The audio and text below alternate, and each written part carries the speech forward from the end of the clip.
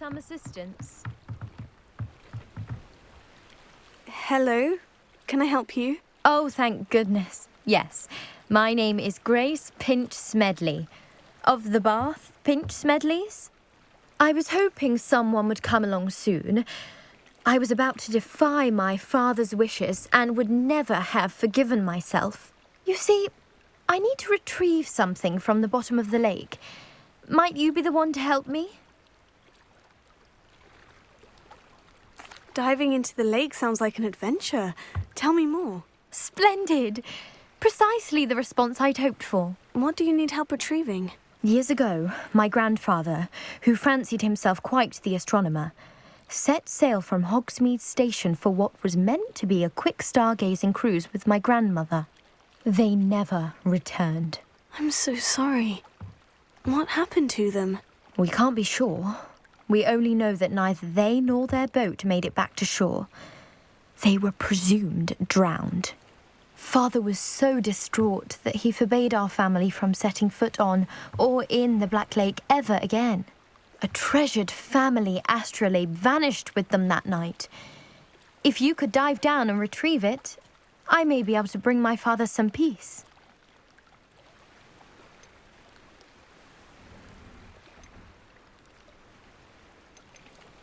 It sounds dangerous, especially for something of mere sentimental value. I understand. But I'd be forever grateful. Of course, you may discover much more than the astrolabe. Anything else you found would be all yours. I've cross-referenced the vessel's last alleged location against the lake's topography, depth charts, and tide schedule. My best guess is that it's just over there, about a furlong from the dock. It would be wonderful to have my grandfather's astrolabe back. I do hope you find the astrolabe. It would mean so much to our family. It sounds as if her astrolabe is just northeast of the dock. I should dive down and see.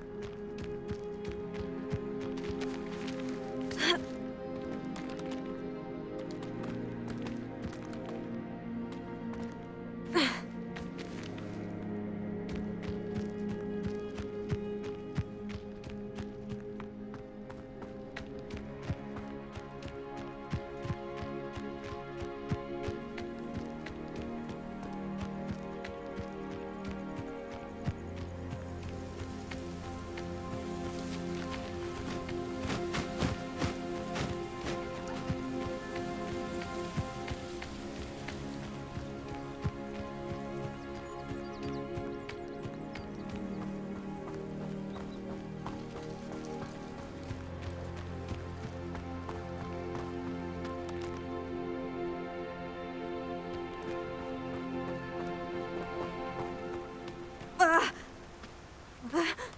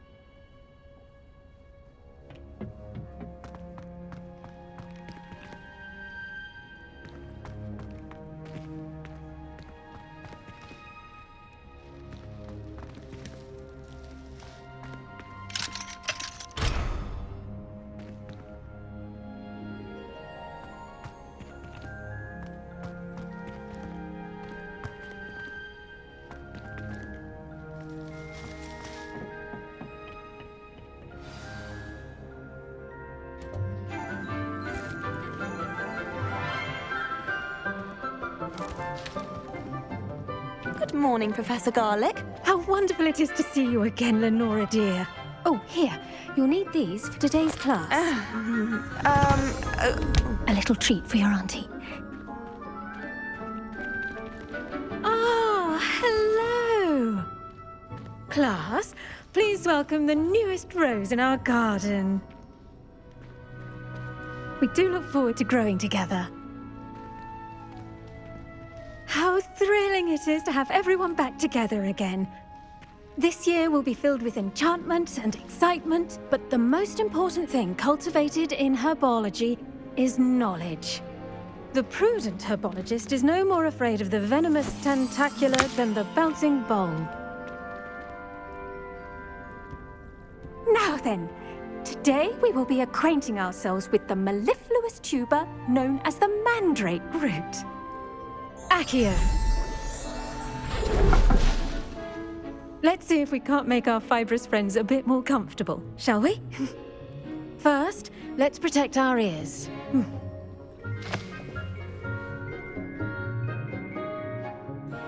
Now, everyone, grip their mandrake by the tendrils and give it a firm tug.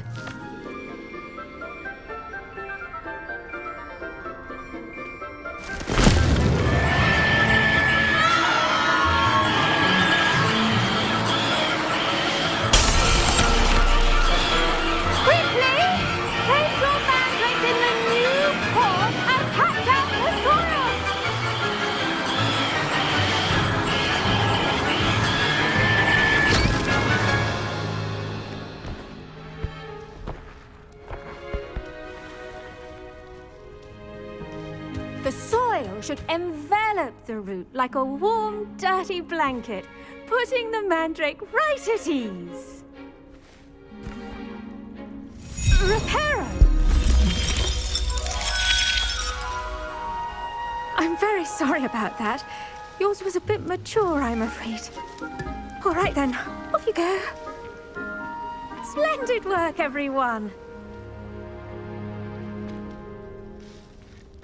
Now, for our next task, we'll be planting dittany at our potting tables.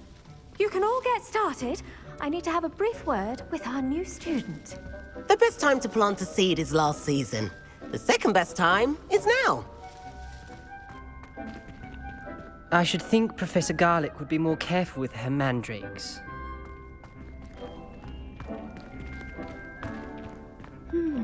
I wonder if hippogriffs like knotgrass.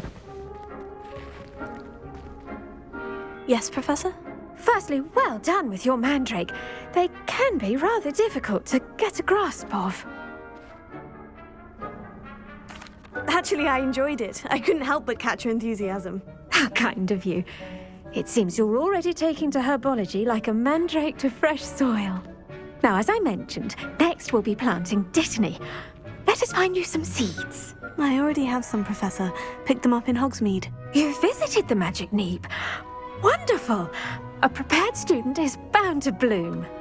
I've arranged for you to have your own potting table here in the classroom. Wasn't easy to spare one on such late notice. Plant the seeds there now, and you can return to harvest them later. Even with soil, sunlight, and a bit of magic, they will take time to grow. Let's see how to balance my star thistle arrangement. Miffler's Fancy or roses?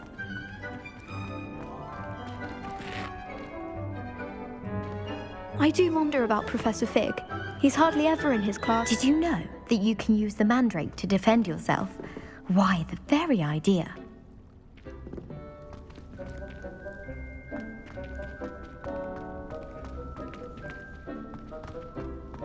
Dittany's restorative properties make it a vital ingredient in the Wiggenweld potion, as you all should know from Professor Sharp's class.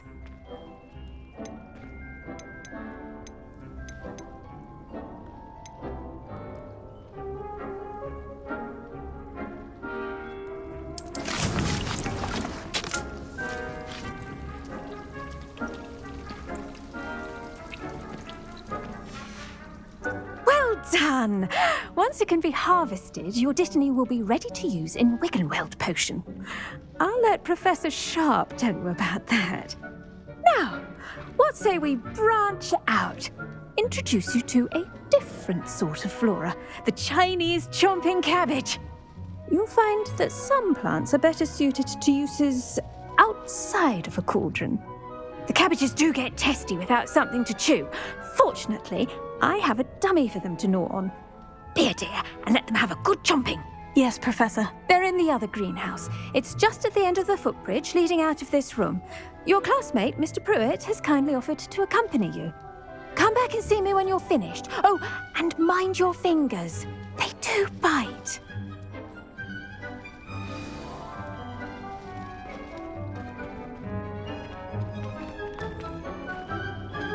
Your weeds possess their own rugged form of beauty.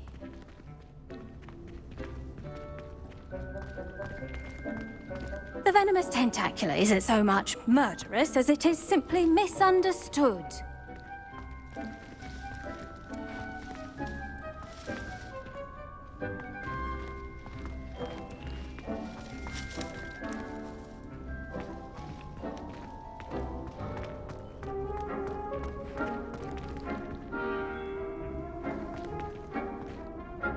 What should I be doing right now? I'd like you to get some hands-on experience with the Chinese chomping cabbages. They're in the greenhouse, just across the footbridge. Mr. Pruitt will assist you with them.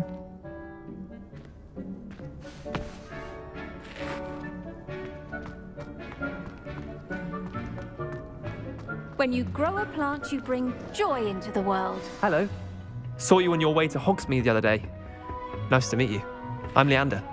I'll be showing you the Chinese chomping cabbages. Up these stairs will take us there, but your lead. Nice work in Defense Against the Dark Arts, by the way. Excuse me? Your duel with Sebastian. And he's good. Thinks he's really good. But you outright slaughtered him. It was brilliant. Oh, well, thank you.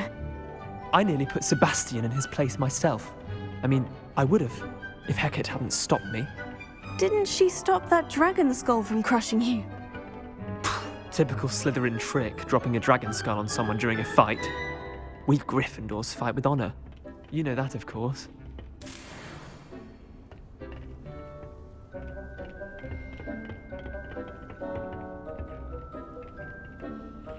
Potato!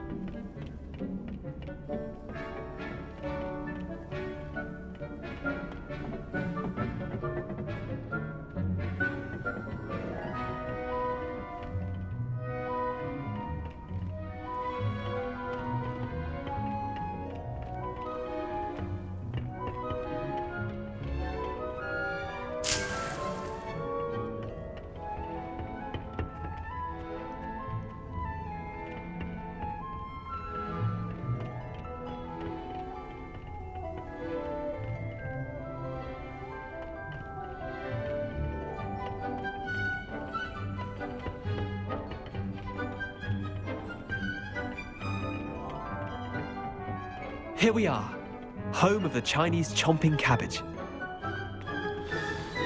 Go on, grab a few of those cabbages. Now, see that dummy? Just toss the cabbages at it, and they'll do the rest.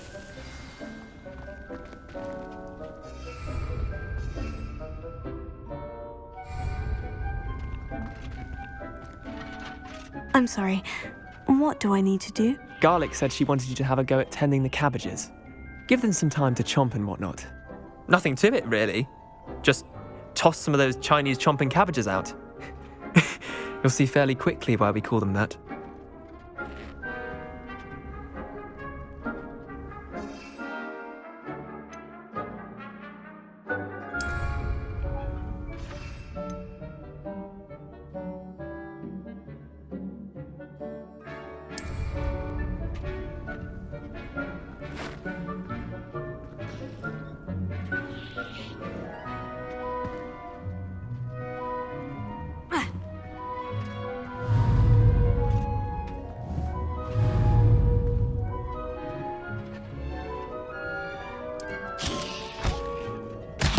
Look at that.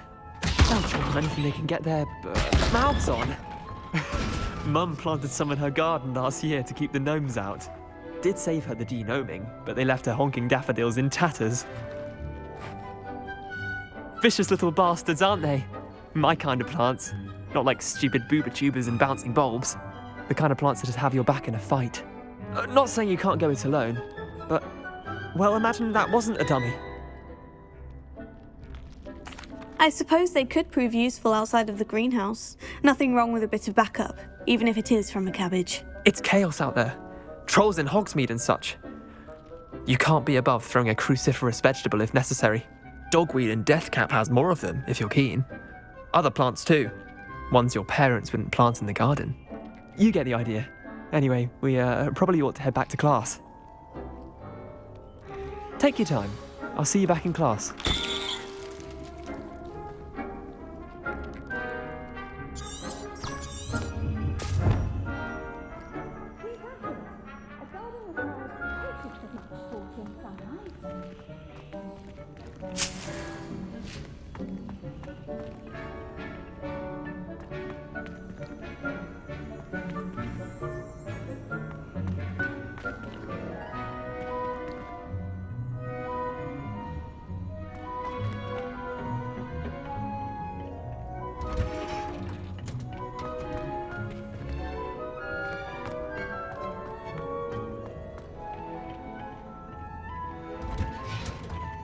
With that helpful reminder as to why we should always wear our dragon hide gloves, I shall end our lesson here. Terribly sorry, Mr. Clopton.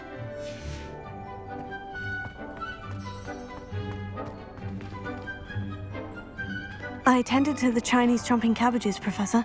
Remarkable plants, aren't they? I hope they weren't too much trouble. Oh, don't see any bite marks or missing digits. And good, as you do seem to be quite green-fingered. Oh, I'm eager to see your skill in the soil continue to blossom. Magical plants have so much to offer. I'm eager to learn more. I'm glad. Herbology is a bounteous subject. Tend to your garden, and it will tend to you. Huh. Well, I suppose that's everything. Do come by for a chat sometime. I so enjoy checking in with my new students.